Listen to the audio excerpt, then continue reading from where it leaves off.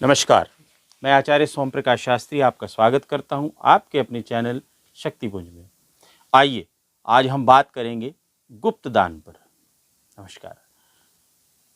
कुछ हमारे यहाँ पर वेदों में गुप्त दान कहा गया है। उन दान को देने से व्यक्ति की प्राथमिकता धन, समृद्धि, वैभव, यश, कीर्ति और समस्त प्रकार के विघ्न और दोष दूर हो जाते हैं।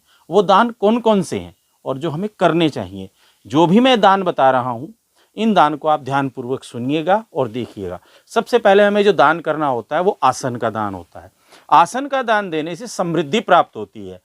मंदिर में अपने पुजारी जी को, अपने गुरु जी को ये आसन हमेशा कोशिश करके प्रत्येक महीने ये दान देते रहना चाहिए। उसके पश्चात आता है माचिस का दान।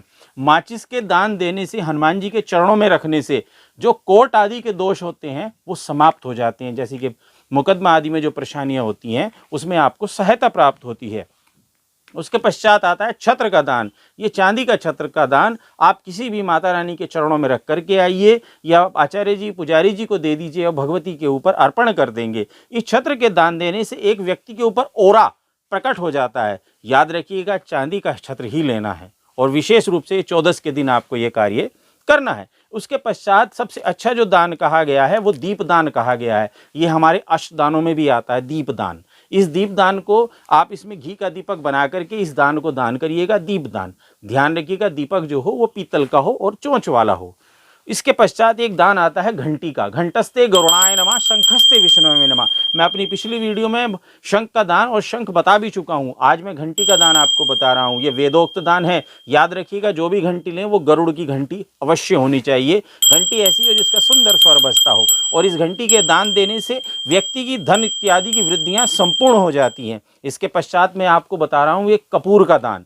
कपूर का दान मंदिर में देने से व्यक्ति के बुरे दोष जो भी ग्रह आदि के हैं वो समाप्त हो जाते हैं। इसलिए कपूर का दान देना चाहिए। अब याद रखना, कपूर देसी और भीमसैनी हो। इस कपूर के दान देने से व्यक्ति के समस्त दोष समाप्त हो जाते हैं। इसके पश्चात एक हनुमान जी का झंडा लेना है, तिकोना ट्राइंगल शेप वाला, और होना हनुमान जी का चाहिए। उसके ऊपर श्री राम भगवान का सपरिवार चित्र होना चाहिए। ये हनुमान जी के चरणों में आपको मंगलवार को रख कर के आना है। इसे झंडा दान कहा गया है। इस दान के देने से आपकी प्रतिभा बढ़ जाती है। जैसे कि जो व्यक्ति जिस जिस क्षेत्रों में कार्य कर रहा है उसके लिए झंडे का दान अवश्य बताया गया है। ये दान आप करिए और इसको सामग्री को प्राप्त करने के लिए नीचे दिए गए नंबरों पे आप संपर्क कर सकते हैं। कोरियर के द्वारा भी ये भेजा जाएगा। इस दान को आप अवश्य करिए। माघ का महीना चल रहा है, बड़ा सुंदर रहेगा। जय श्री राधे।